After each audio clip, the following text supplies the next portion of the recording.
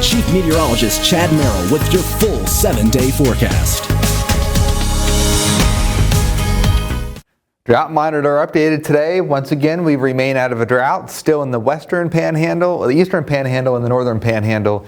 And there's really not that much in terms of precipitation in those areas. If you look to the north, there's a couple of snow showers starting to work into northern Nicholas County. And once we get the northwest wind, we'll have a couple of flurries and snow showers tonight. But I'm not concerned about much in the way of accumulation. I have no idea why the Weather Service still has the winter weather advisory out, to be honest with you. High pressure is in place across the plains, and that's going to provide us with a gorgeous day tomorrow. Right now, our temperatures are in the 30s. We'll drop into the mid-20s overnight with those few snow showers. And yeah, it might be just enough snow to accumulate this much on the trees, but we're not going to have any worries, I don't think, on the roads at all. 25 degrees will be the low tonight. Snow melt tomorrow, 40 degrees, milder than today. A spring break for all of us. It is 28 in Fargo, 37 in Chicago, but look at the warmer air starting to take hold of the country. Well, that'll be short-lived, unfortunately. So here's your aches and pains forecast. We have a strong Arctic cold front that's going to blast down the spine of the Rockies into Texas and continue to move east. As it does so, it's going to bring a cold front through here on Saturday, so the barometric pressure will lower. And then the barometric pressure rises, very strong high pressure early next week from an air mass that we haven't seen since the winter of 2015. So as we fast forward to tomorrow, gorgeous day. Here comes the precipitation. Starting out as a little burst of snow in the front end Saturday morning. Then it will change to a little bit of ice and then a little bit of rain.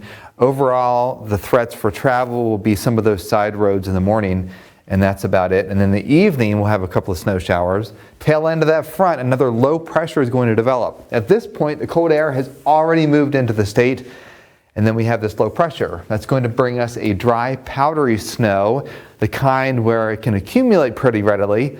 Not a blockbuster blizzard with 3 feet of snow, but we're going to see about 2 inches of accumulation. That moves out, and an Arctic high pressure moves in for the middle part of the week, and that's when we have the dangerous cold that we've been talking about for the last couple of days. So here's how the jet stream pattern is working for us. Here comes that big cold dip. Actually, part of the tropospheric polar vortex is going to get displaced into the Hudson Bay. So we have everything lining up to bring us substantially colder weather. PJM has already issued a cold weather alert for the mid-Atlantic, so there's total confidence that this is going to happen, and then we slowly get out of that pattern next week. So here's how it all shapes up on the 7-day forecast. 39 tomorrow, 38 on Saturday.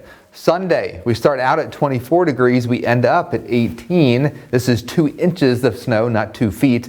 And then here comes the cold weather, 8 below Tuesday morning, Wednesday morning down to 10 degrees below zero, highs in the teens. Fortunately, no snow. And then we start to warm it up a little bit on Thursday with a high of 28. Dangerous cold on the horizon, 100% guaranteed from Chief Meteorologist Chad Merrill. So what can people do to kind of prepare for this? Because I really don't know how you prepare for this extreme cold. Make sure your tires are inflated for sure, because your tire pressure warning light is going to come on in this weather for sure. So make sure they're inflated a little bit higher than what the recommended is, because when it gets real cold, they shrink a little bit. Also, make sure that your house is well insulated, and make sure you open the cabinet doors all next week to keep that warmer air circulating around the pipes. All right, well, thank you so much, Chad.